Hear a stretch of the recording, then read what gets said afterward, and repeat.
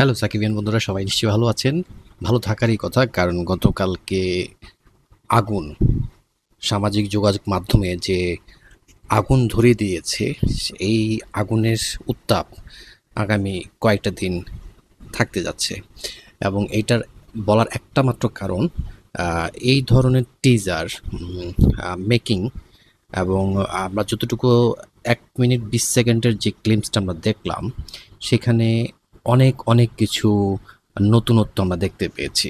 আমি আমি শুধুমাত্র বলবো, শাকিব খানের ক্রেজটা কতটুকু সেটা প্রমাণ করার জন্য কিছু লাগে না। জাস্ট একটা কথা আমি বলি, আম, এমন কোনো মিডিয়া নেই যারা কালকের টিজার নিয়ে কথা বলেনি।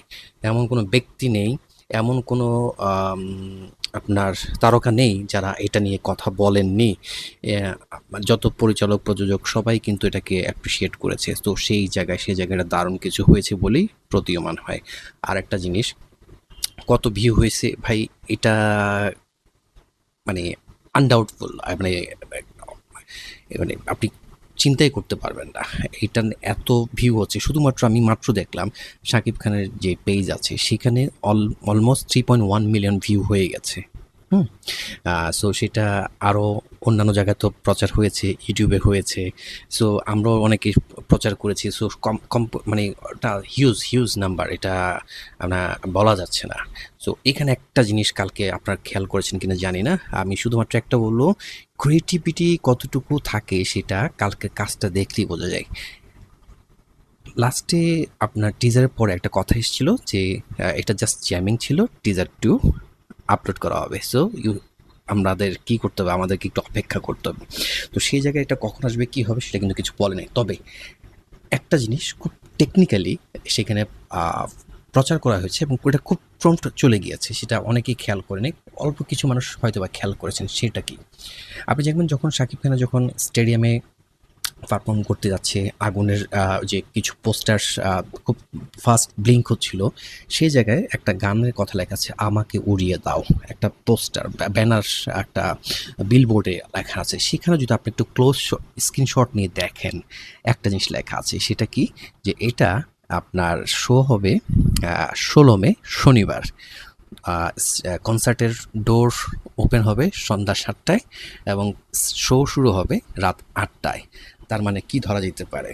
তার মানে যদি আমি ভুল না বুঝে থাকি, এই টেকনিক্যাল কথাটা যদি আমি আমি আমার মতো করে বুঝে থাকি, যে আমাকে উড়িয়ে দাও যে গানটা আছে সেটা রিলিজ হতে যাচ্ছে আগামী 16 মে শনিবার সন্ধ্যা 7টা থেকে 8টার মধ্যে।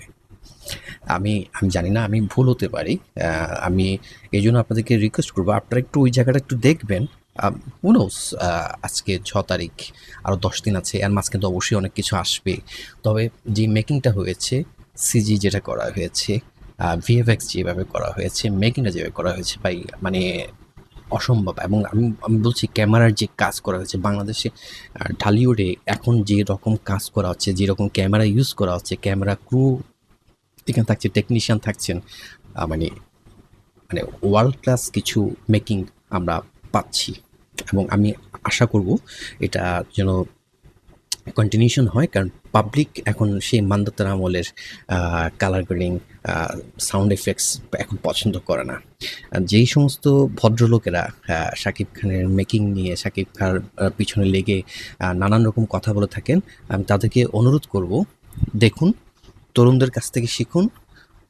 চুল পাকলে যেমন বয়স হয় না, অভিজ্ঞতা আপনার যতই থাকুক না কেন, আপনার ক্রিয়েটিভিটি যদি না থাকে, আপনার ক্রিয়েটিভ যদি না হন, তাহলে আপনার যতই অভিজ্ঞতা থাকুক সেটা কাজে আসবে না। অভিজ্ঞতা অবশ্যই আপনাকে অনেক কিছু দক্ষতা দিয়েছে, তবে সময়ের সাথে আপনাকে পরিবর্তন হতে হবে।